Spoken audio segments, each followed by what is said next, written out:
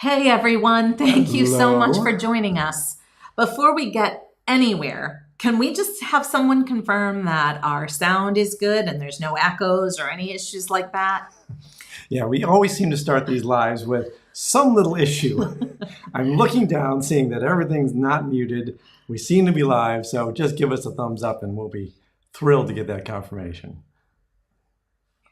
In the meantime, where are we? We're in Malta. And we're Slima, which is the area of Malta, and it's been a really nice, wonderful couple weeks of weather. Our daughter visited us here, and it's been good weather ever since she came, so we've really enjoyed the warmer weather. When we first got here, we're here for 32 days. When we first got here, it was a little chilly, and we were like, is this going to be this way the whole time, wearing jackets and long sleeve shirts? No, because it was so hot today. we took a ferry to Valletta. We had some more sightseeing we wanted to do before we leave Monday afternoon, and boy, were we sweating when we came back today. Now, first things first, thank you so much for being here, and thank you for helping us get to 40,000 subs. We're at over 41,000 now. And we just really appreciate the audience that we have and the community that you've built, because it's wonderful. We get so much feedback. We get so much information about where to go, how to travel, what you should do there, where you should live in a certain area of the world. I don't know. I think it's been amazing and really impressive. Yeah, it's a fabulous community. And I think that everybody is so kind and supportive of us, but also of each other. We've been so impressed with all of the communications happening in our La Familia forum, especially since we were doing like some fast travel through South America. And then we were in the US for a couple of weeks. And it just took us a little bit of time to get back on track and catch up with everything. And it was just really nice to see that our forum just still was vibrant and had all of your support in there. And it's been 3 years. Middle of April is when we first brought the channel online. And then a week later, we had our first video published and we had 0 subs. So it's been a wonderful growth since then.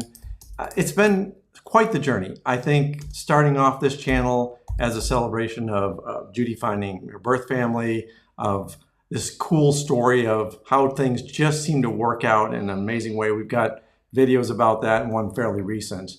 And then we transitioned to a travel channel in November of 2022, and that really made the difference for us. That really kind of set the mark for this is what we want to do. We want to be sharing all our experiences, everything that we're wanting to see in the world, and we retired and did that. Well, and especially if you didn't realize, originally we were going to be expats. Yeah. And one door was closing after another. And I will say that 2.5 years in, there is like, even the bad days are great days. I have zero regrets about living the lifestyle that we're living. Yeah. And people are constantly saying, what's the downside? What are you not saying on social media? And I will say that there is nothing we personally are not saying. We just really are enjoying this lifestyle so much. There are times when we miss our kids, but kind of we miss our kids when they were kids, not when they're grown-up adults and they don't want to travel, or they wouldn't be getting together for holidays with us. And, as everybody's grown up, staying in our little bubble, and just like it's not the life that we wanted to have. So I feel like we are being completely authentic with you about how much we enjoy it. We try to say, we know that there are things that people don't like. We don't even really have a problem with the beds or the pillows. Maybe well, occasionally the pillows, but it's not like it's so miserable that we think, oh man, I just want to go home to my own bed and not switch places. No, we still are absolutely loving our travel 2.5 years in. Yeah, I think the thing that people will ask us and say, You know, are you getting tired of traveling? Do you feel like you're missing something? And as Judy said, our family is spread out where kids aren't in one single spot. It's not like we could just settle down in one spot in the US and see all our family and friends. So we're still communicating with them on a regular basis. We're still interacting with them. Our daughters come and traveled with us 3 or 4 times. You can't ask for better than that. And we are just enjoying the new experience of every place. Now we'll get a little bored maybe of a place and we'll say, we're really anxious to start something new. It's been here, like Malta's been great, but I'm so excited to go to the next place and the next place and the next place. In fact, people have asked us, what's your favorite place that you've been to? And it's really hard. I think it's like, in my opinion, it's like asking who's your favorite kid. Yeah. It depends on the day and what you're in the mood for, you know? Yeah. And you certainly don't say it in front of the kids. But I think the next place is always our favorite place because we don't know what we haven't experienced yet. And when we... But that's, you know, you're right. But at the same time, I would say that where we are, we really do try to appreciate where we are and not take it for granted. I don't think that we're in some place, we're focused on getting to the next place. Right. But I think we're prepared for the next place to be our favorite. Yeah. And what's really cool is we're seeing everybody in the comments coming from all different places around the world, which is why this community is so cool, because we're finding out all these things about even the places we're in. You know, we'll be in Malta. Somebody will say, oh, we've been there and we were staying over here. Did you go see that? Did you go see this? There's all these experiences that are being shared. So even if we found a place to be less than, we know it was because we just didn't do the right things or we weren't in the right area. And as we said in other videos, it's all about making good choices. And when we've made some bad choices, we've had to pivot. The video that went out today, we made a bad choice in Costa Rica by staying in San Jose. And we quickly said, we need to do something about this. Judy went and made sure we had 2 big tours and saw the real Costa Rica, which is the wildlife, the shorelines, the various people that are living and doing these wonderful things in the jungle areas. You know, this is just the pivots we do. This is the stuff we do to make sure that if we are not in a place that we're getting the most out of, maybe we did something wrong and we need to pivot and do something different. And I think that's what we've learned about places that we've been. We've been to Vietnam 3 times, 3 different places, 2 times. And the first place we went to wasn't perfect for us. And then we found out that Hanoi was great. We spent too little time there. And then we went back so we could visit Hoi An and really had a wonderful time. So we try to keep that open mind about everything we do in a country is through this tiny little lens. You know, we're only in one spot, meeting only a few people.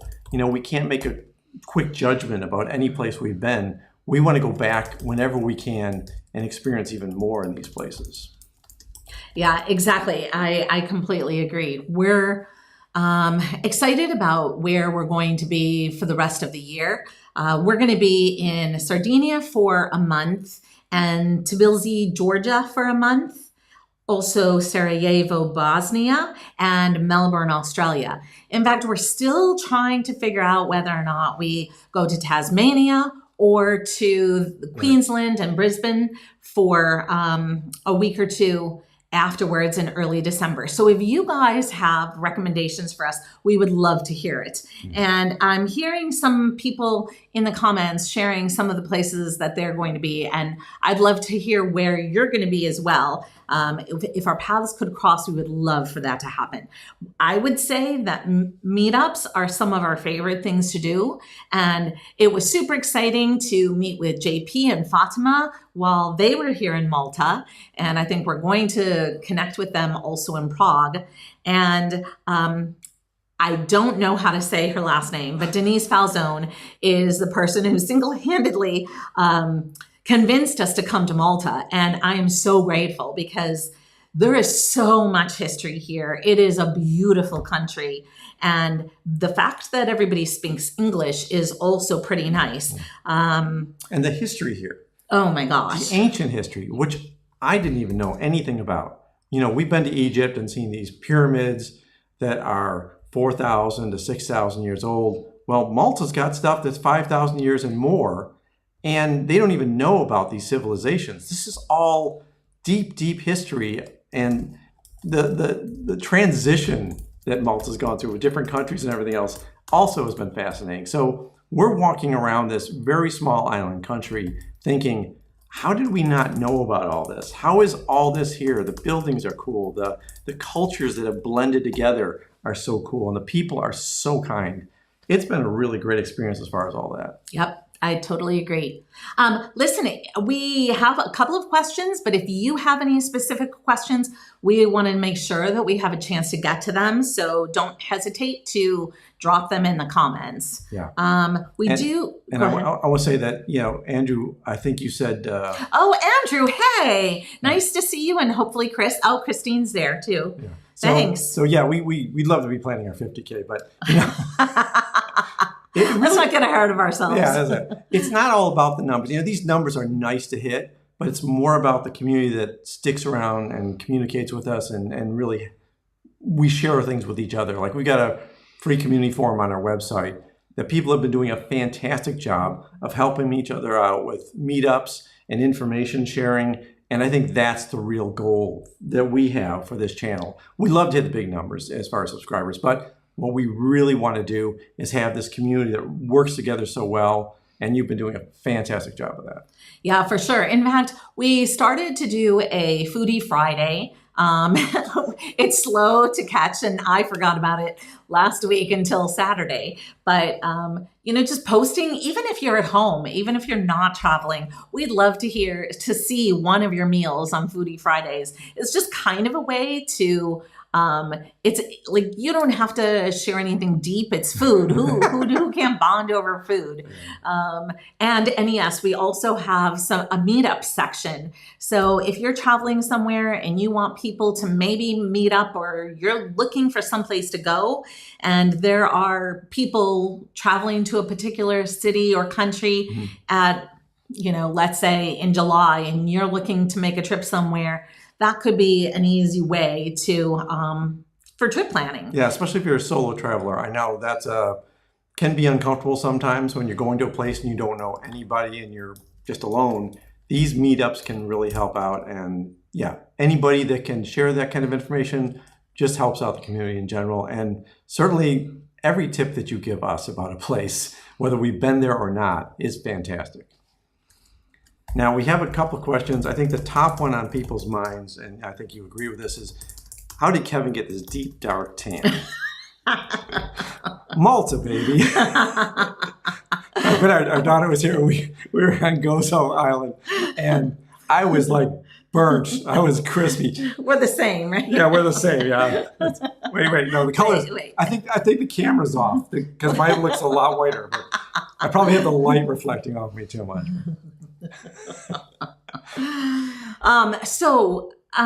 But for real, yeah, Cynthia, the steps here in Malta, I will say we are on the top of a hill. I think most people are on top of a hill. So we're definitely getting a workout. But I guess I feel like that's also a good thing, even though I hate it. Yeah, and our favorite grocery store is way down a very steep hill. So Judy's like, why don't you just go and grab some stuff and I'll wait here and do work. Yes. Yeah. And JP, I do want to say, like, this same thing happened with Andrew and Christine as it did with JP and Fatima, but we were just kind of wandering and bumped into each other, even though we knew we were going to meet up at some point. Yeah. The fact that we just kind of bumped into each other, just I think echoes how small the world is, and how you can meet a friendly face without even working too hard when you're traveling. Yeah, definitely. Let's see. So we got this. You want this question? It's Lisa Lowe says, can you talk about your day-to-day budget, an easy way to keep track? Also, choosing destinations specific to cost for everyday expenses. Ooh, that's a lot. We have a video that goes into deep detail.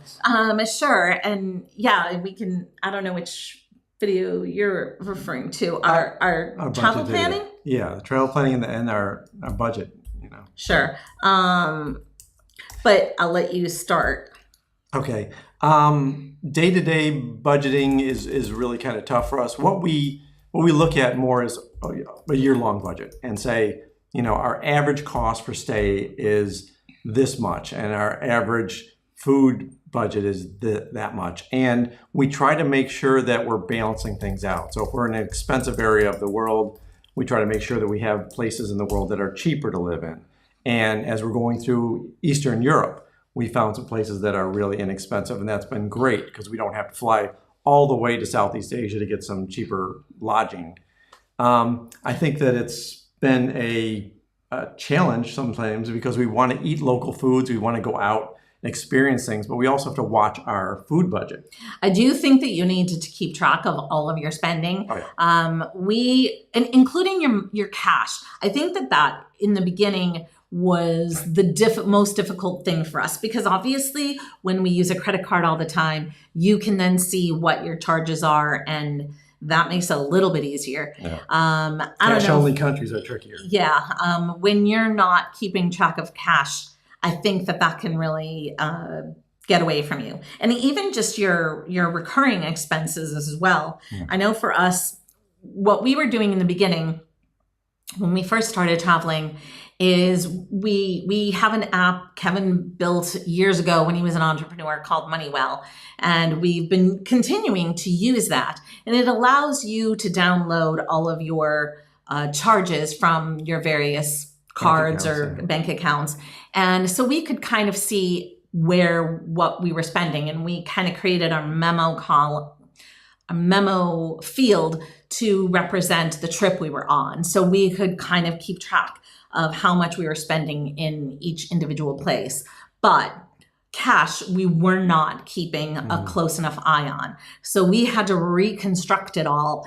And fortunately for us, one of the things that we do is we take photographs of all of the charges, like anytime you get a receipt. Yeah. So we have receipts all in our photo albums that help us to kind of recreate things back in the day. But we definitely feel like if you're not keeping track of that stuff, you can really overspend way easier than you intend. Yeah, and what we've learned too is when we're spending cash, just taking a picture of the cash we're handing over for a bill helps. Or if I'm having to use cash as a tip on a charge, I'll take a picture of that real quickly. Because in the moment, it's really easy to blow by and say, okay, what did we do today? Oh yeah, we had ice cream. Did we pay cash for that? Oh, how much was that? They didn't give us a receipt, So anytime we can just grab a receipt. In fact, it's funny because a lot of the restaurants, I'll take a picture of the receipt when they drop it off at the table. They're like, you can have that. I'm like, I know.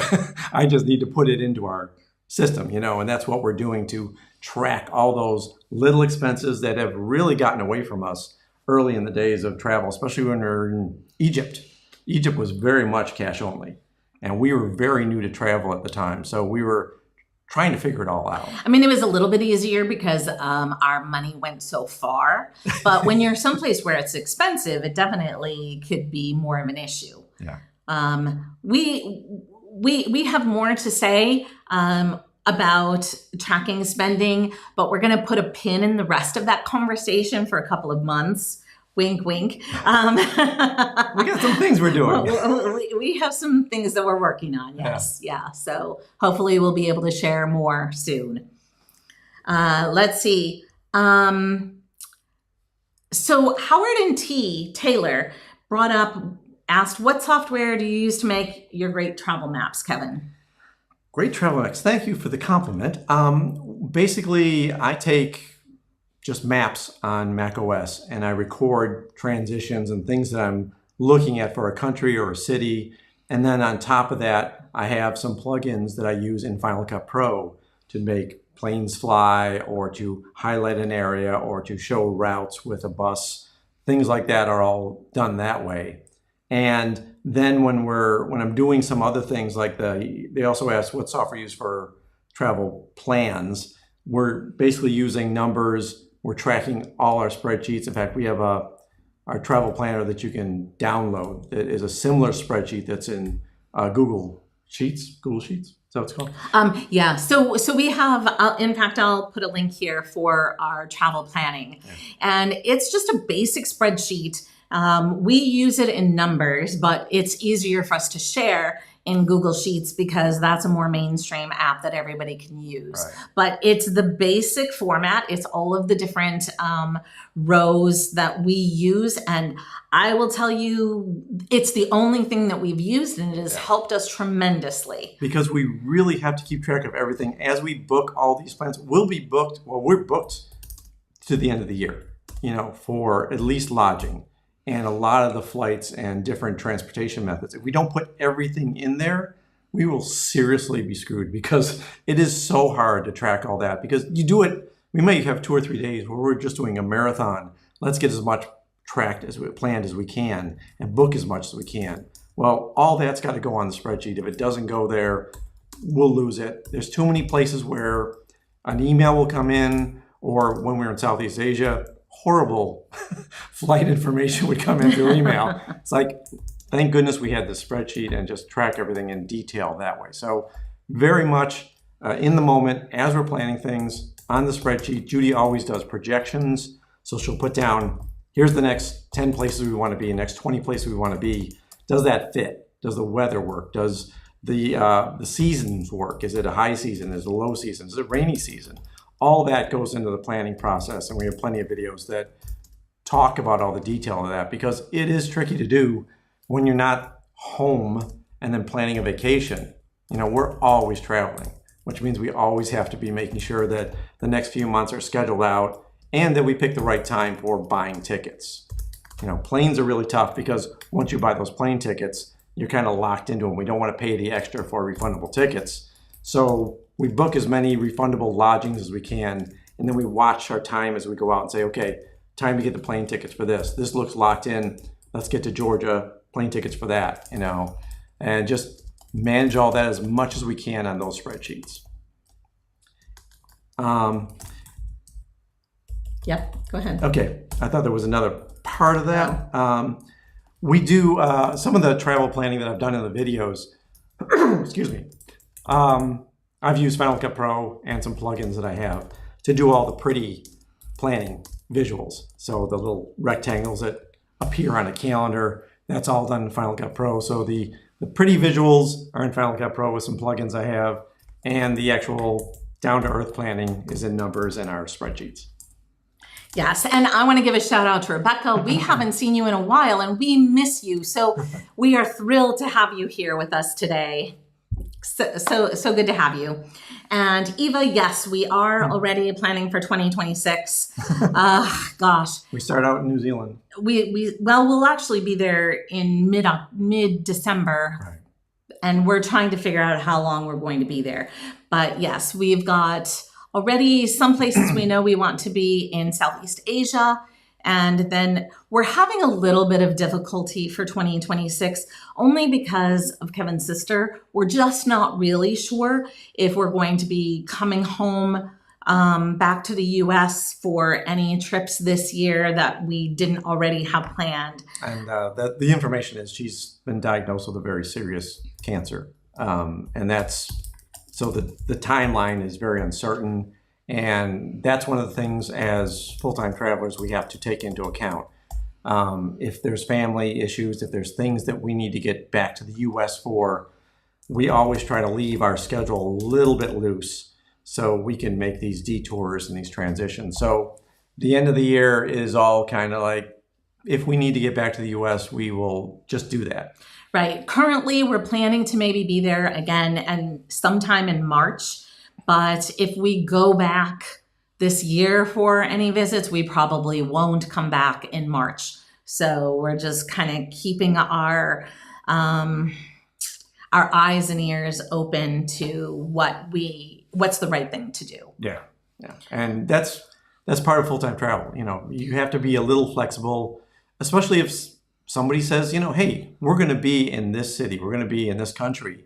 Are you going to be anywhere near us? We love to make little adjustments like that. Oh, completely. Yes. Now, I will say we've kind of, depending on what happens, if we go back to the US, some things may shift, but we would really like to keep as much, like we've made some adjustments from our 2025 travel plan based on comments that you all have given to us. Right. So, so we are a little bit more refined than we would otherwise be. And at this point, there's no trip that we're going on that I'm like, I kind of want to rethink that. Right now, I'm really loving everything that we have going on for the rest of the year. Yeah, we're warm in Malta because of you people. Thank you.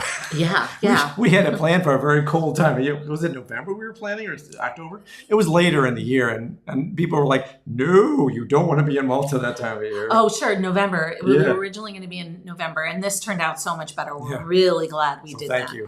Yes. And we were originally supposed to be in Slovenia in the end of October to mid-November, and we decided to shift that to early 2026 because, again, I feel like we really don't like to be cold, and so this gives us an opportunity to be there at a better time of year. Somebody had asked only 30, Mike Atwell, only 30 days in Australia. No, we definitely want to be in Melbourne for 30 days, but we're debating whether to be in Tasmania for any length of time or Queensland and Brisbane, something like that. We're looking at early December. So we're trying to figure out what makes the most sense. So if you have a suggestion or recommendation, we are still open to hearing it.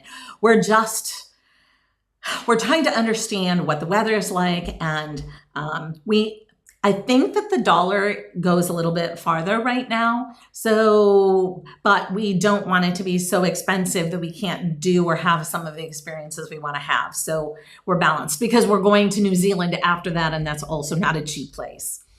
And Rebecca, hooray for you.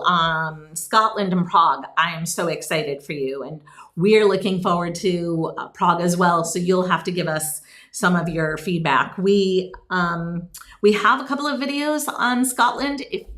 We loved Brodie Ferry. I don't think that's where you're going to be, but it was one of those hidden gems that we really, really enjoyed. Rebecca, we had an amazing time with you. It has been such an honor for all of the people we have been able to meet on the road. Honest to goodness, I feel like that is the highlight of having a YouTube channel. And you don't have to. That's why we have this meetup section in our La Familia forum, trying to encourage people to meet other people along in your travels, because really we have just been so excited with all of the meetups that we continue to have. And Denise is giving us a tour tomorrow of the 3 cities in Malta, so we're excited to go on that. But really, we're not looking for a tour necessarily. No. We just want to meet you. Well, that's the whole thing. It's like there's no obligation. In fact, Rebecca, if I could slide over to Scotland right now, I'd love that, because we love Scotland. Months without whiskey too. So yeah, that's true. I miss going to the distilleries and just hanging in Scotland. We love that, except for the cold and rain in Scotland. It's a wonderful place. And we got friends there, so it really helps. Yeah. And thank you, Martin, for any suggestions that you can give to us. We are open-minded to hearing any tips for us. Oh, let's see. Yes, we are still planning to come to Yerevan. And I did see, I think you sent us an email. You sent us some sort of communication. So I definitely will reach out to you for any tips that you have for us. Martin is the one who suggested that we check it out since we were already going to be in Georgia. So that's pretty cool. And I didn't say hello to Aaron and Stan. So howdy there. It's good to have you on with us. I do want to say thank you to all of our Gelato members who support us. I don't know if you know this, but we offer behind the scenes videos, and our big Gelato members get a free Zoom call with us. And also we do handwritten postcards for them. She does handwritten postcards. She's the star. And we have monthly live streams as a small, intimate way to catch up with our gelato members as well. And we are open to any kind of perks that you want to see in that group, because we just really appreciate your support. Yeah. Thank you, everyone. That's been really nice. And that's part of the thing with the community. You know, even if you're just want to be chatting with other members of our community, the free community forum is free. There's no obligation for anything else. The other perks are there if you want to look at them, but really just kind of being there and sharing is the best part of this whole journey for us. The amount of people, like you said, that we just bumped into, or, you know, early on in our travels, we had someone that just recognized us and we're like, really, our channel's so tiny. How did you, well, we were just watching you upstairs in the apartment building and here you are walking into it. You know, that just, it's so cool to have these experiences. So let's see, Howard and T asked about what's your budget like and has it changed a lot over the past 3 years? Yes. When we first started traveling, we were terrified to be retired and not have money coming in. I think Judy cooked almost every night. I was very, very intimidated by that. Mm-hmm. It has definitely helped us to have a YouTube channel, because it does bring in money that helps us to travel a little bit more easily. It's not covering expenses, but it's a nice addition to my Social Security check. Yeah, it definitely helps. But last year we spent more money than I think we had maybe intended to spend, but at the same time, and I think I linked to our video for our 2024 spending. We spent a bit more because our daughter traveled with us to the Amalfi Coast, and we also were in Japan. I think that was part of that same year, which was an expensive trip for us. She showed up there too. So.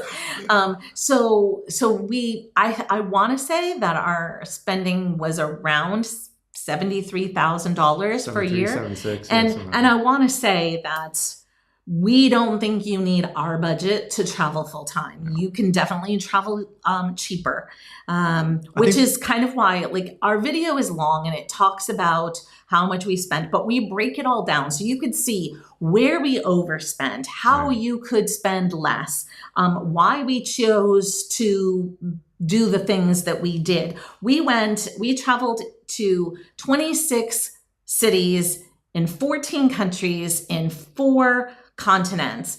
You can slow travel and save a lot more money than we spent last year. Especially if you don't have a YouTube channel, because we do some extra things just so we make sure we have content, so we make sure that we're experiencing more in each place. And sometimes we're fast traveling so that we can hit a few more places while we're in an area. The slower you travel, the cheaper it becomes. Or we know there are people who, let's say, we did spend, well, I'll use this as an example. In Thailand, we only spent time in Chiang Mai, but you could go to Bangkok, or you could go to Chiang Rai, and you could go to a whole bunch of places in the same country, and you could take a train and get around a lot easier and more cheaply than us spending 1 month there and then going to another country in Asia, which then you're doing planes. And if you're doing short travel, fast travel, that makes a difference as well. So I think that we started out with the idea this year that we are going to spend less, but as like Europe is more expensive than a lot of other places. And being in Australia is also not going to be cheap, and neither will New Zealand. So we may end up with the same budget that we had last year. But what I will say is that we are looking at our money in terms of, we're not always going to travel at the speed that we're traveling at. We're not always going to have go years. We're going to have slow years where we don't want to travel as fast and we want to slow down a little bit. Or maybe we can't travel as fast, or maybe there's some family situation. We're trying to do as much as we can while we have this window where we're healthy, where our kids are not having grandchildren that we need to go back for, things like that.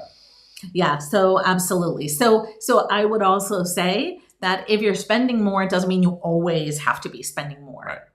Yeah, I think that the choice is yours. What do you want to do when you're traveling?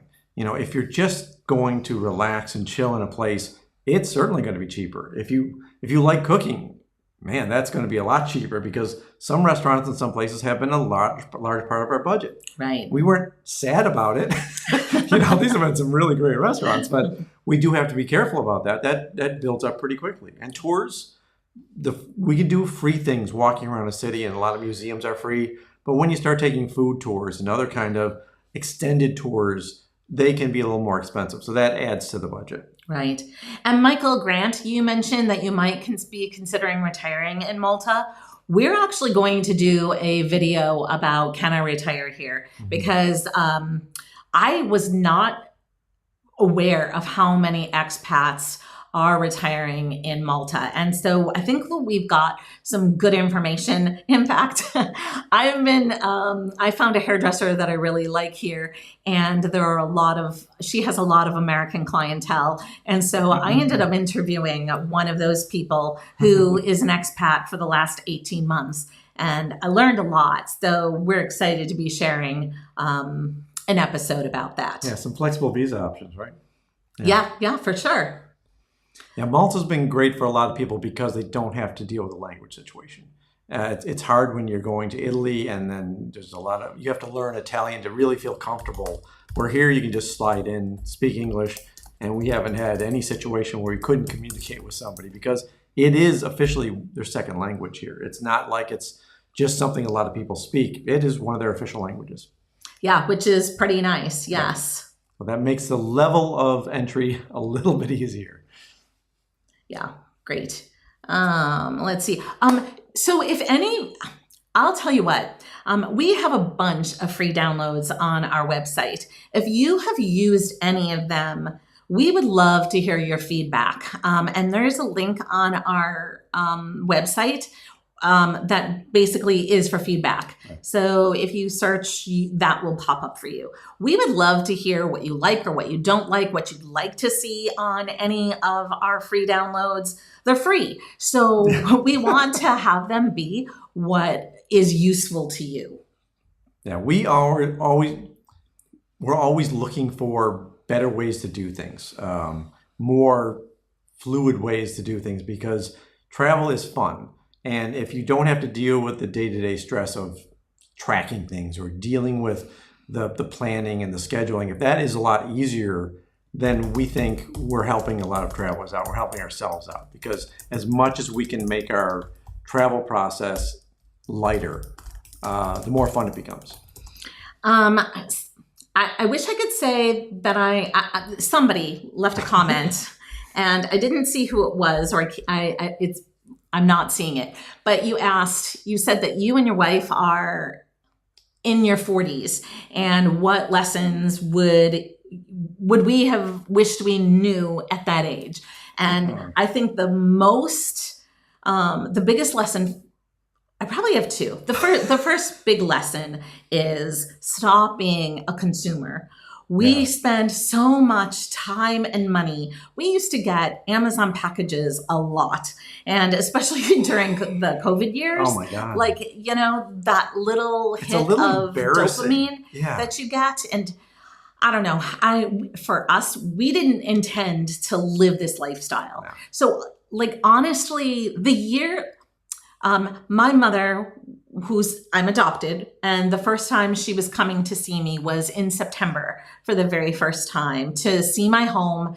And my brother, who also had never been to San Francisco, was going to be there also in August. Now, mind you, we decided that we were going to be full-time travelers in October. Mm-hmm. And we knew we were going to be expats, so we were starting to downsize. But I was having company come. So we were still buying stuff, which honestly is just crazy. And of course, everything had to be sold or donated. Most of it donated. Most of it donated, yes. But the idea is like how much money we spent on stuff that doesn't bring you happiness. And, our home still would have been lovely without all of those things. And well, you get to a nesting point where you're like, I want to have this convenience and I want to have that convenience. And especially like you said, when we were stuck in the apartment for 2 years. There was a lot of things we just wanted to have so we could enjoy ourselves. And it turns out that caused us a lot of pain when we started full-time travel. Looking back, that is the thing that no matter what happens in the next 10, 15 years, we don't ever want to be the people we were back then. We like having less. There's just much less to worry about. If we don't have to think about replacing something because we bought it and now it's worn out, that's just one less thing that we have to deal with. And we've gotten so used to not having stuff around us. It's been a privilege that we don't appreciate enough, I think, because we've been doing it for so long. We forget that this is easier than we used to live. Right. Yep. And it was Travis Adams who asked that question. So he's 44 and his wife is 47. The other thought is that we made our jobs our highest priority, or I did. I'll speak for myself.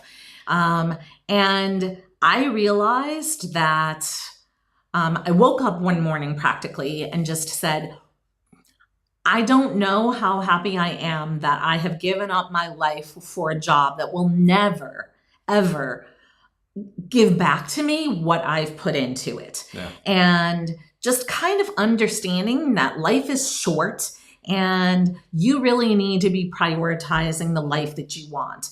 And I know that there's like the whole FIRE movement and people want to save. And, you know, they put their lives on hold until then they can retire early and spend their money.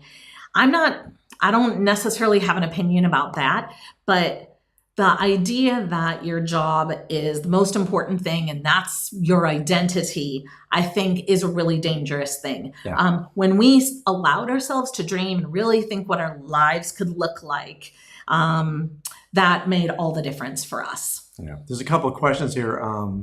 Lisa was asking, is Malta expensive in comparison to other spots in Europe? And apparently Michael got our answer interrupted by a YouTube commercial, which I didn't know were happening in live streams. What? So that's crazy. Yeah. How does that happen? I don't even know. But anyway, Malta, I think, is fairly inexpensive for most things. I think you can spend more here if you're in the touristy areas. Well, I'll say it cost $2,200 for 32 days here for accommodations, which I think is pretty high.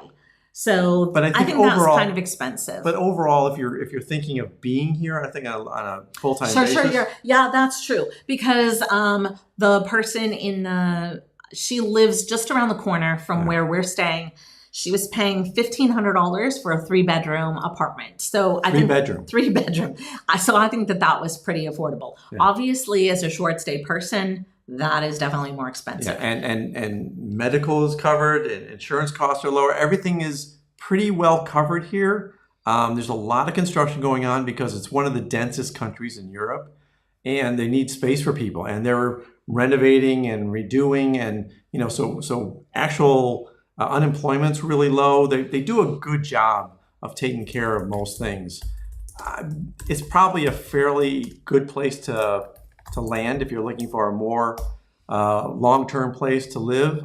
The only problem is, because it's an island country, some of the things that you need to purchase on a daily basis or monthly basis may be a little higher. I found just trying to buy a shaver or something that we need to replace, the prices were a little bit up there because you're just not in mainland Europe. So maybe that's part of the problem. But I think overall, it's a fairly inexpensive country, which is a lot of reasons why people are retiring here. Yeah, absolutely. In fact, I think that this person was saying she pays $78 a month for health insurance, euro, but still, that's amazing. Yeah. And she's had a couple of different procedures that have cost like ridiculously low amounts of money. So in terms of living here, retiring here, it's definitely a place to consider. Yeah. Mike, thank you for the recommendations about Mostar. So we'll definitely keep an eye on that. Greg Harriman asks, how do you feel your daily life differs than what it would look like if you were back in the States? Oh, so different. So different. I mean, our YouTube channel takes up a lot of our time. Yeah. So we are both like workaholics on our terms. Kevin does an incredible job with editing videos, but it still is time consuming. I don't know. We would be working, and we would be working a lot. And yes, that money would be nice. But at the same time, I feel like I just did not want to wake up and realize that my health was shot, or for whatever reason, in retirement, it couldn't be the life that I wanted it to be. Yeah. So the idea that we are traveling and seeing the world is just one of the most awesome things. Yeah, living life on our terms has made all the difference. As much as we loved where we lived in San Francisco, and we really loved it. I mean, we had an ideal location. We had everything we needed there, but we did need pretty high-paying corporate jobs to maintain that lifestyle. And I don't think that I would trade the work that we're doing now, which is creative work, which is fun. You know, we've learned so much in the past 3 years about how to do videos, how to live in other places, how to adjust our expectations, how to feel happy in the place we're in or the moment we're in. And I think sometimes when we were settled in a place, we worry so much about, oh, we haven't gotten this, or we didn't fix this, or this something didn't work. It's like I don't even know what that means, though. well, I'm just saying, all the stuff around us kind of consumed our brain. Mm-hmm. And you know, when we owned homes in Texas, it was like if there's a pool pump that's broke, or we had a heater or air conditioner that was breaking down. It's like all these things kind of consume part of our lives, and none of that consumes our lives now. The only thing that consumes our lives is planning for the next place or putting together a YouTube video. Both are very enjoyable. As much as they can be stressful because you got a lot to do, they're still fun. Well, and it's a creative outlet. Yeah. It definitely was easier for us in San Francisco because we were renting an apartment, which we've never done any place. But San Francisco is really suitable for that kind of lifestyle. But during COVID, we kind of got really too comfortable in our apartment, and we weren't really going out. We were very, we nested too much. And I feel like, you know, we were realizing, man, we're paying a lot of money to rent in one of the most expensive cities in the world, and we aren't out exploring everywhere we could be. And that was kind of a bummer for us to realize. And I know that there are people who really like the idea of having a home base. For us, not having a home base has allowed us to take all of that money that would just be in a place that we weren't even in and don't really want to go back to, and spend it on the road. And we have a son who lives in San Francisco, and we love San Francisco. Yeah. We have friends there. It still makes my heart sing when we visit. It's one of the top reasons we lived there, because we wanted to move to Europe, and my job pulled me into San Francisco, or pulled me into Cupertino. Apple pulled me out there. But the idea was, well, if we're going to live someplace, I'm not going to live in another suburban area. We're going to live in a city that reminds us of London, reminds us of Europe. And that's why San Francisco was so appealing to us. Right. And our son still lives there. So, you know, one of the things that I did like about our home was that I cooked a lot. Yeah. And our son was living with us. He's 35. I think he's 30. He's 35. So he's still living with us. And it was kind of nice to cook for the three of us. And I would batch cook. And obviously, I'm not doing that anymore. When we cook, I do make extra portions so that when we're cooking, I'm not having to cook every single day. She's Italian. She can't cook small. I can't cook small. But it also means that I don't have a freezer full of food that's homemade that I could just pull out. And one of the downsides is, like, we like eating out, and we like the idea of having local foods, and having to cook is time away from the other things we could be doing.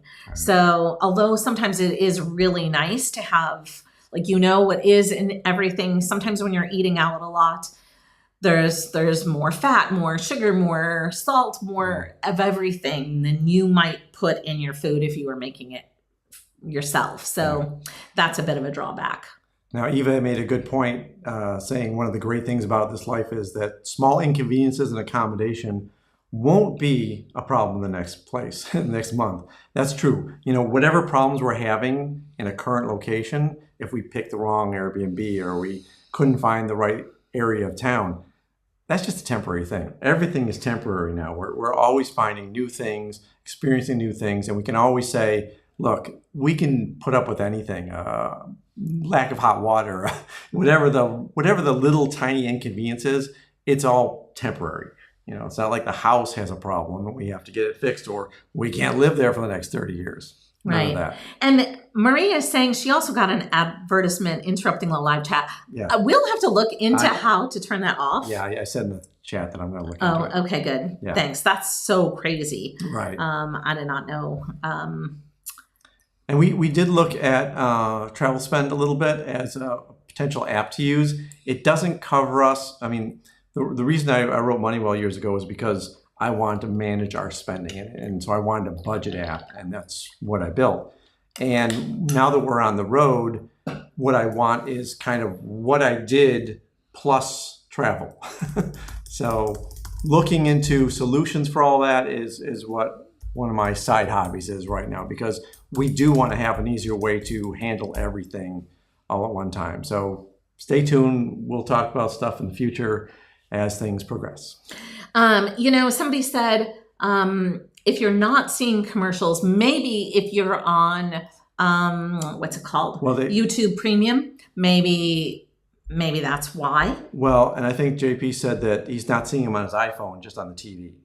So it depends on the platform too. I don't know. That's so crazy. Yeah. Well, Yes. YouTube's always changing, and that's we're having to deal with those kind of things too as YouTubers. We have to look at the platform and see what it's providing, what it's not providing, and continually adjust for that. So if there are things that you see that you don't like, or things that happen during our videos, we'd love to hear about them, because we're always willing to make adjustments or changes as necessary. Right. Yeah, I agree. Let's see. Cool. Yeah. And we are hoping that we are able to share something that is maybe a little bit more suited to people who are traveling full time in terms of tracking your money. Yeah. So one of the trickiest parts about travel is because currency changes in almost every country.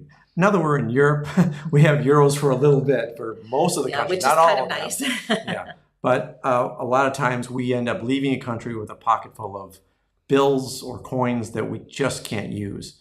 It's very hard to leave Vietnam and use those in another country. We know some people who get a gift card at a Starbucks, and then they can use it either as a gift for somebody or as that's a mainstream place that you can go in almost any country if you want to use up your We your try cash. not to go to Starbucks. We like local places whenever we can. So that's a cool solution if you're a Starbucks fan. I am particularly not.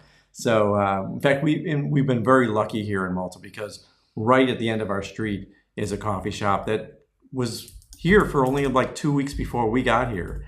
And we've been having breakfast and coffee there, just these cool bagels, and just lovely guy that's running, a pair of guys that are running it, and they're doing a fantastic job. They have a lot of business already. And it's convenient and helpful to have a local place. As much as we can, we try to avoid chain restaurants when we travel, because we want to experience what's in the area that we're in and what locals would eat and drink and do. That's kind of our focus on our travels. Yes. Would you recommend traveling in one continent for a long time to keep expenses down, or would it be too boring? I think it depends on the kind of traveler that you are. I don't know if you're familiar with them, but our friends 388 Days, Chris and Steph, they spent 10 months in Asia, and they enjoyed it. Yeah. And I don't know if they felt like it was too long. For us, we were there for 7 months. We traveled to more countries than they did. For us, it would have been too much, but it depends on what you're interested in. I feel like there's a lot to see. Like we deep dive into one particular place, but there are so many interesting places. So I don't think that it necessarily is boring. I think what sometimes can be an issue is food. Right. If you have a hard time with the food in one particular place, changing it up and going somewhere else obviously resolves that. We loved our time in Southeast Asia, but we were getting tired of Asian food. So sometimes we would order a pizza. Yeah. In fact, Chiang Mai had one of the best pizzas we have ever eaten. And in fact, the restaurant we ate at was awesome. It had great wine. It had an awesome Caesar salad. We really enjoyed it. A strange name. Why not? With a question mark. That's right. But Yeah. a really cool place. Siem Reap. We went there mainly because of Angkor Wat. You know, that was a really big bucket list item. We wanted to go see that. But we were there for a long time, and we still didn't cover all the temples and all the places we could have seen in that one area of that country. So Cambodia has a lot more to offer than we actually experienced. And I think that happens a lot with where we are. We could probably spend a lot more time in one country, travel to multiple cities. The problem is we do want to have more and more experiences, and we want to go back to some of these countries. But the idea of, we could hit another country is so high on our list, you know, so we didn't really wear out any country. Not at all. And in fact, in Thailand, we really wanted to get to Bangkok, and we just couldn't justify the expense because it would have meant that we were double booked in Chiang Mai when we would have gone to Bangkok. And that's because we have our travel planned out for several months in advance. Yeah. It's the downside of doing it that way. For us, it's worth it, but yeah, there definitely was more of Thailand that I would have loved to see. And especially like Aaron and Stan, you guys have spent a lot of time in Vietnam, and you've seen some really cool things that we didn't get to see. So I think that if you give yourself time and if you slow down, you won't regret it. And what you might want to do is not be booked so far in advance. So if some place isn't really singing to you, you can shift without having it be too big of a deal. Yeah, there's a lot of train travel that you can do in Vietnam. Yeah, and Europe, buses. And Europe, and a lot of countries, a lot of areas where you can get between countries very quickly. And we have people that we know that won't book a place. Like they'll travel to a city or travel to a country, have a hotel room that's for a week or a few days while they look around and see the areas that they want to live in. We don't feel comfortable with that because we're trying to stick to a budget and make sure we can book as inexpensive a place as we can.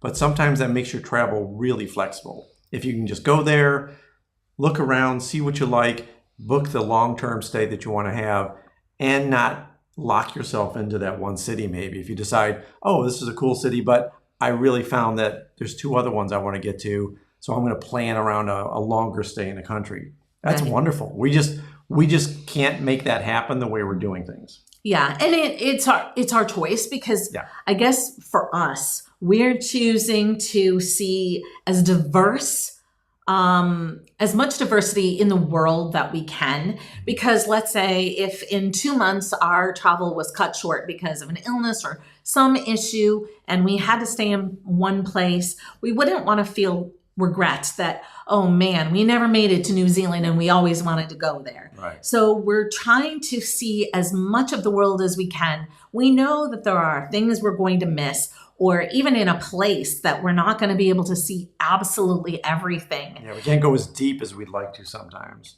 But we do try to spend as much time actually living in a place. And I think that helps a lot to compensate. All right. And Aaron, we are planning to go back to Southeast Asia in 2026 because there are countries we missed.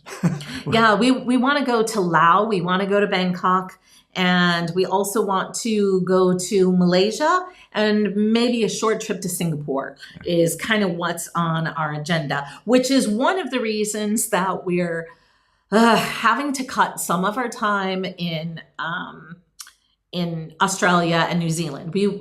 It's so expensive to get there that we really do want to stay a little bit longer. And we will. Like the intention is that we'll be in Australia for 5 or 6 weeks, maybe the same amount of time in New Zealand.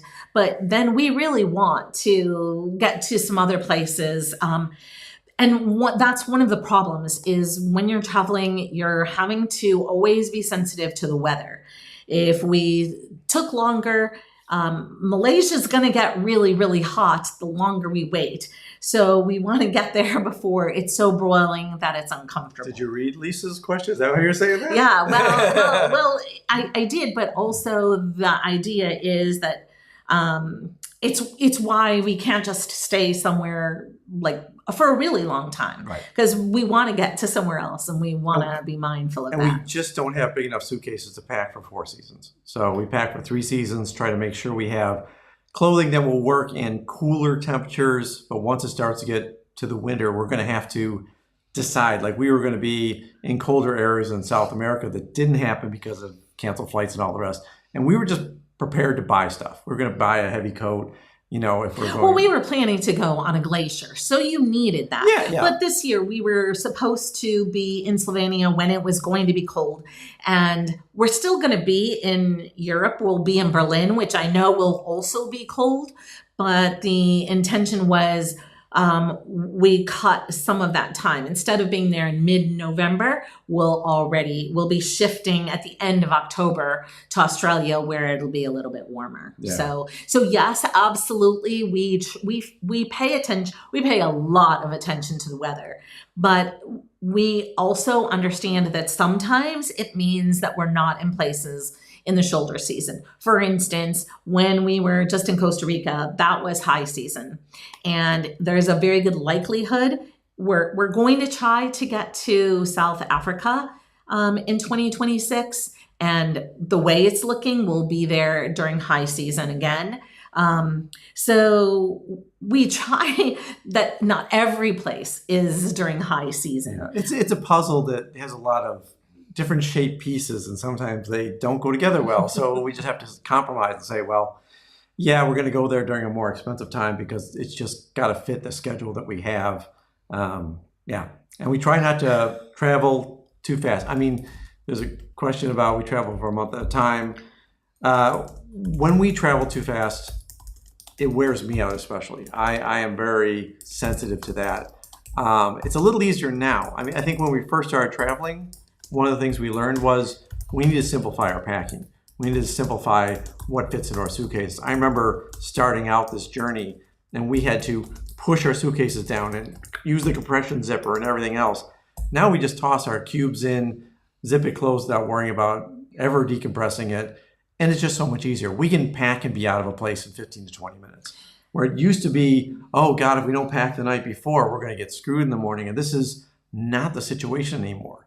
Yeah, in fact, that's been one of the very pleasant surprise about the fast travel that we've done, or just the amount of travel that we've done. Let's just say it that way.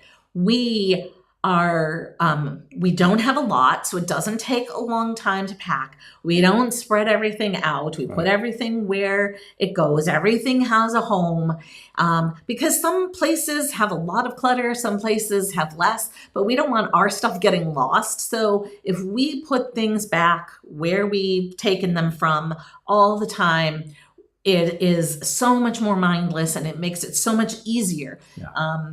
When we first started traveling, 8 months in, Kevin had said, we need to slow down. We're traveling too fast. But I think a large part of that was that travel days were stressful. Travel days were stressful, and we hadn't figured out some routines that have made our lives so much easier. Yeah, we've just gotten better at the things that we do all the time. And we've gotten more organized. We have a to-do list for new places. We have things that we do the same all the time. Make sure we have cash, make sure we do this, make sure we do that. Like the planning for when we land in a place makes life easier. The amount of things that go into our suitcases and our backpacks is consistent. That makes our life easier. So the things that we've taken out and stopped traveling with, and the things that we've learned to pack better and more efficiently have made our lives easier. So it can be okay to travel to a place, only spend 2 weeks there, and travel to another place. Where in the beginning, that was chaos. That was complete chaos. Yeah, when in Morocco, when we downsized to 10 kg, okay, that was really, we really needed to do that. Yeah. And it was super exciting to be able to do it because, I don't know. I think that you need so much less than you think you do. And not having to worry about our suitcases shutting or just like having less, like as we were talking about downsizing, the more you downsize, the easier life is. So you would think that I don't know. I've heard of a couple of people say that they miss their stuff. I don't think we miss our stuff. No. And in fact, what was interesting is in 2024, when we visited the US, we bought a lot to kind of recoup. And we still did to a degree in 2025, but so much less than we did the year before. Yeah. Mostly replacing things or making purchases that would help us have stuff that's less, smaller or more compact. You know, we've just, every time we go through this process of what are we doing that could be lighter, that could be more efficient, we're thinking about that all the time. And it really helps us to know that when we're in a place, do we need something extra? Maybe not, but maybe if one of our outfits is wearing down, well, what can we buy that makes that more versatile the next time? Yeah, like for instance, I had a pair of black Hokas that were super comfortable, but then I had some Vehas that were white and maybe looked a little bit better with skirts. But in 2025, I just said too bad and just got one white pair of Hokas. And that's what I was looking for in Argentina and was sticker shocked by how expensive everything was. 4 times there. More expensive. So it took until we were back in the US to say, all right, let's swap these out. But now I have just those and sandals. And in the beginning, I had a pair of flat Rothy's. We had slippers and 2 pairs of sneakers. It's working just fine for us. Yeah, I switched to Hokas too. They're really good. I'm hoping they're very durable because that's another thing. We try to buy stuff that's long lasting, stuff that our wool shirts and everything else. They're just better for doing laundry in a place. We try to make as many things reusable, more efficient, because it's so hard to have 3 pairs of shoes. I couldn't do that. I have 1 pair of sneakers and sandals. That's it. The sandals go in the suitcase. They pack down really small, and the shoes go on my feet. Sometimes we'll wear jackets on a plane because it'll be cold, and that's one less thing we have to fit into a suitcase or a backpack. I will, shameless plug, but Briggs & Riley, if you like we love our suitcases. Yeah. We've been super, super happy with them. And the ZDX, which is what we have, the 22-inch is $100 off right now. Right. Now, full transparency, we're affiliated, so we will make a little bit of money if you use our link, but if you don't, that's fine too. But it doesn't change the price either way. And it doesn't change the price. But what they must be coming out with a revamped version of the ZDX. But even we are still so happy with ours. And we're happy with the company because early on in our travels, somehow a tear happened in the interior of my ZDX. And in Brody Ferry, they just had one shipped to me overnight. It was there. I replaced the suitcase. Thrilled with them as a supportive company. Amy said she's still trying to find great versatile sneakers.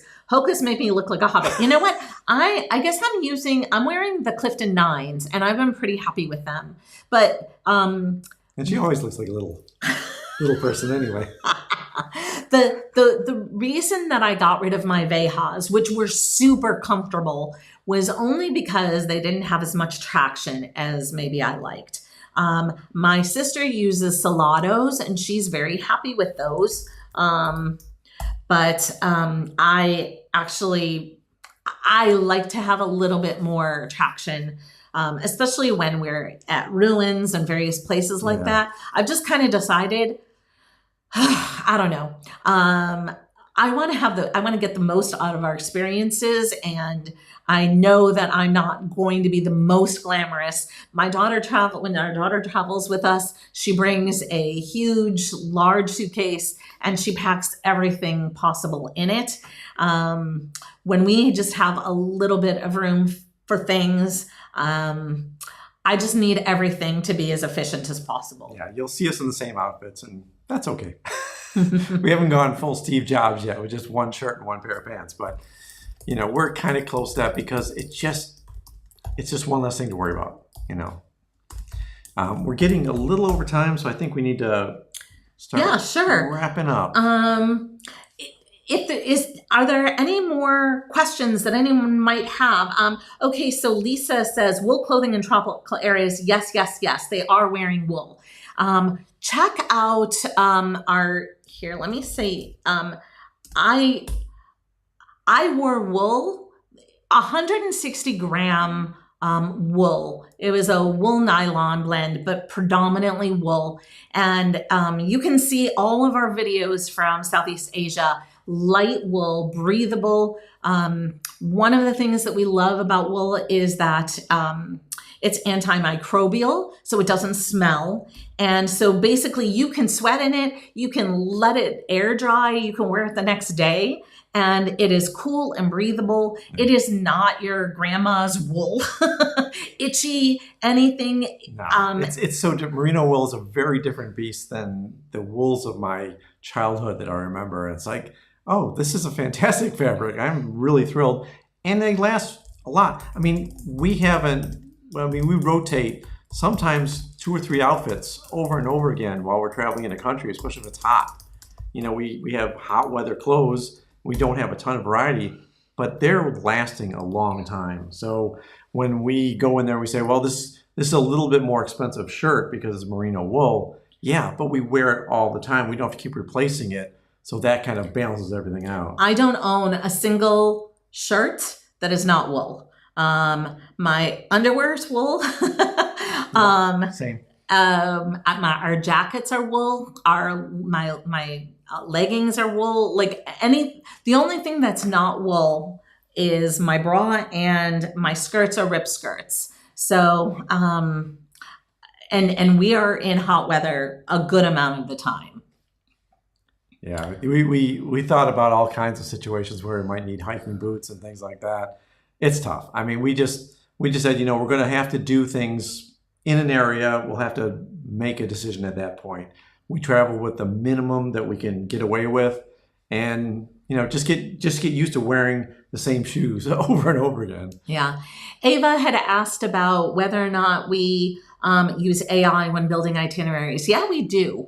But we're also cautious and double check it. Yeah. And I also feel like you have to always, every time you create a new thread, you should put in all the parameters about who you are and how you like to travel, or the places you like to go, or the things you like to see. There are times when it gives me wrong information. There is also, I might not be seeing the hidden gems, or sometimes the hidden gems it recommends are kind of a bust. So we use it, but we also do a lot of our own due diligence. Yeah, we use it for kind of ideas. Let's get some ideas about what this could be. And when it describes things, sometimes I look at it and go, can we check that? Because that sounds really weird, and it can be wrong. It's just rehashing information that it's picked up and reproducing, and sometimes it's wrong. But it's a really good tool, like any other tool. Even when you're going onto Kayak or another site to get prices for things, we still double check that directly with airlines, or when we look for locations where we're getting lodging, we double check that with another site. With or without AI, we're always trying to double and triple check, because misinformation is easy to get when you're looking at so much information. And we do use it also for travel planning in terms of help me to plan the most efficient route of these particular places, factoring in weather and crowds and prices and where to get the best history and culture, which is like a parameter that we're always looking at. But as Kevin was saying earlier, our Costa Rica trip didn't go the way we expected, and that had nothing to do with AI. It just became like, all right, these are all the cool things you could do for history and culture, but really that wasn't the place to have those kinds of experiences. I guess you could, but I feel like that was a fail for us. It's not the best thing. Like we went to Australia, went to Sydney years ago before COVID happened. And my friend said, you need to get out, mate. You need to go into the areas and go to the beaches and go to the nature areas, because that's where it all lives. You can stay in Sydney CBD and you can enjoy yourself. But if you're here in a nature-based country, you should visit nature. And that's what we found out about Costa Rica. We went with our standard playbook, which was city center type stuff where there's stuff around. And that just was the wrong playbook for that country. Yeah. But we adjusted. Yeah, exactly. I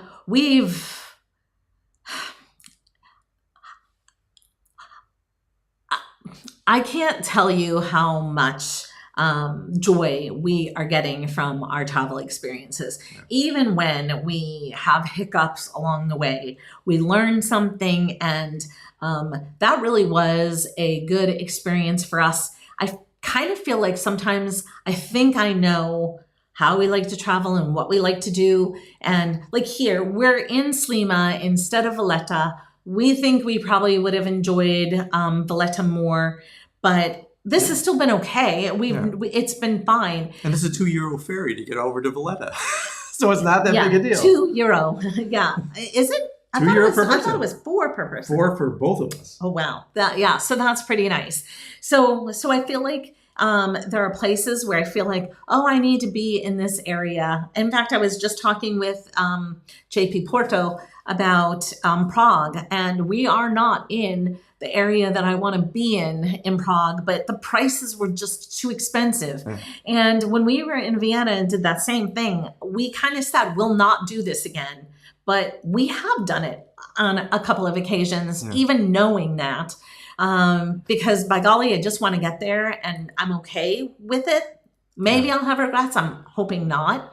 The budget does play a big part of it. We can't just do anything we want. We're not working full-time jobs anymore. So we have to be considerate about, all right, if we can keep our monthly budget down for lodging and watch how much travel we're putting into things, we can live this lifestyle for a lot longer. And that's kind of the plan. Yep. Yeah. After this live stream, if you have any feedback for us, we would love to hear it.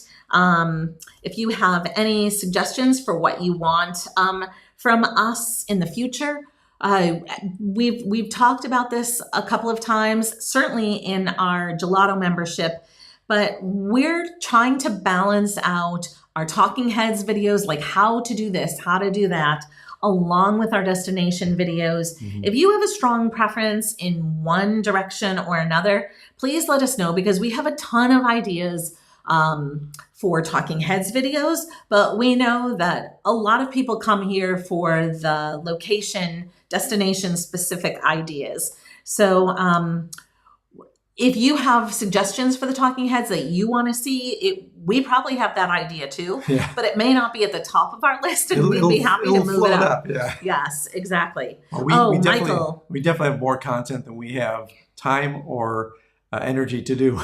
So we're always looking for, what do you want to see the most? Otherwise, we'll just keep putting stuff out there and you let us know if you like it or not. Yeah. And the comment about overpacking. Yes, you will overpack, but you know what? I suggest, we have 3 videos on packing, and it's embarrassing what we took with us on our first, in Athens, Greece, which we loved, but then compared to what we downsized to. And I think like you're gonna have to figure it out for yourself. But I do also think that in the same way that I was talking about avoiding so much consumerism with Travis, I feel like there are so many things that if you want to be prepared for every contingency, you will pack your fears, you'll pack everything, and then you have to schlep that everywhere you go. And it definitely makes travel harder. And so save yourself a bunch of money and buy less. It's okay if you have less. There are stores everywhere in the world. Yep. You can typically buy what you need anywhere in the world. It may be hard in Argentina. It may be hard in the US with the tariffs that are happening there. But just like, you may not need it. And in Patagonia, in Peru, we bought Patagonia rain jackets because we knew we were going to be out in the weather and we didn't want to have anything stopping us. So we spent a little bit more in that country than we wanted to for this one purchase. But because of the trade-off, like we weren't going to not do something because we didn't have the right jacket. And for us, that makes the difference. So if there's something we absolutely need, we will just say, okay, we'll do that. It's an expensive dinner out that we won't have.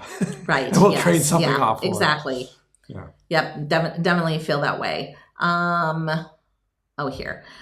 So under the members section is a link for feedback. So let me see if I can add it somehow or other. I lost my here. No. Here.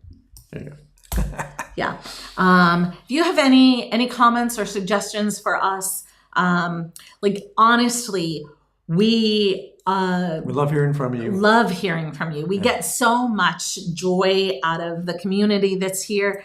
If I didn't say hello to you, I just want you to know that we appreciate you joining us today. Yeah. We are so grateful for that. And thank you for all the kind words about our talking head videos. We are going to continue to do those, and we try to add as much B-roll as we can to those because I think it's important to have more than just us chatting to the camera. Sometimes it makes sense to do that, but if we have information that we can also share that's visual, we always try to do that. So thank you for watching those and for your feedback on them. Sure. I see Becky's note about, have you done a video on using credit cards for points for hotels or flights? Not really. We have a video about flights. It's a Talking Heads video we did just not that long ago. We use our points mostly for flights and their Chase. We have Chase Sapphire Reserve, and we're very happy with that card. We don't stay in hotels a lot, and we also have a video that kind of talks about our Airbnbs versus Booking.com versus Hotels.com. We can stay at an Airbnb depending on the place, but $55 a night versus our average in a hotel or an apartment, which is $102. Yeah. In that video, I think we talked about saving $33,000 by using Airbnb and staying longer in places than we could have if we used hotels. Now, if we're always staying at the same chain hotel in every country, there's certainly ways to get points to work in your favor. Right. We have not been able to do that. Even if we could do that, I don't think it would work out for us because it might not be in the right part of town or whatever other criteria we have. So it's not something that we do, but that doesn't mean it's not something that you can do. It's just something that doesn't work for our style of travel. Right. And we don't prefer staying in hotels versus even apartments. Right. But when we do, they're not typically long stays because they cost so much. Yeah. And we know that there are people who love using Hyatt points, and that's a great way to do things. But like Hyatts are expensive. And when you're staying somewhere for a month at a time, that's definitely a higher budget. It would maybe make more sense if you weren't a full-time traveler, if you were somebody who maybe spends 2 or 3 months traveling a year. over could the work course out. of a year. But yeah, for the way we travel, it's not really so practical. Well, here in Malta, we've used our stovetop a lot. We used the microwave, we used our refrigerator with a big freezer. We've bought frozen food that we could cook quickly. And having that freezer is not always something we get with even an Airbnb. Right, But yeah. rarely ever with a hotel do we have any spot to put frozen food. So a lot of this is about our lifestyle. If we can save some money by cooking and by buying some foods that we can have as convenience foods, just for those moments when we're just working all day and we just need a quick meal, that saves us money too. Yep, yeah, absolutely right. All right. Yeah. So, yeah, we will keep you posted on Kevin's sister. She just finished her first round of chemo yesterday, and they said that it would take 48 to 72 hours to find out about, The effectiveness? side effects. Oh, side effects. And Yeah. they'll give her 2 rounds and then assess how well she's responding. So it's not anything that anybody enjoys dealing with. And I'm No. sorry for any of you who are dealing with loved ones or yourselves who've had a cancer issue. Cancer sucks. I mean, it really does. And we're just sorry for anybody who has to deal with that, either peripheral to yourself or to yourself for sure. Okay, well, let's wrap it up because I think we're well over now. Yes, yeah. Thank you so much for joining us today. And thank you for helping us to, for sharing our videos and for being friends to us. We love you so very much, and we're so glad to have you in our lives. Yeah, you're great. Everyone, thank you so much for being part of our lives. And Yeah. until next time. Until next time.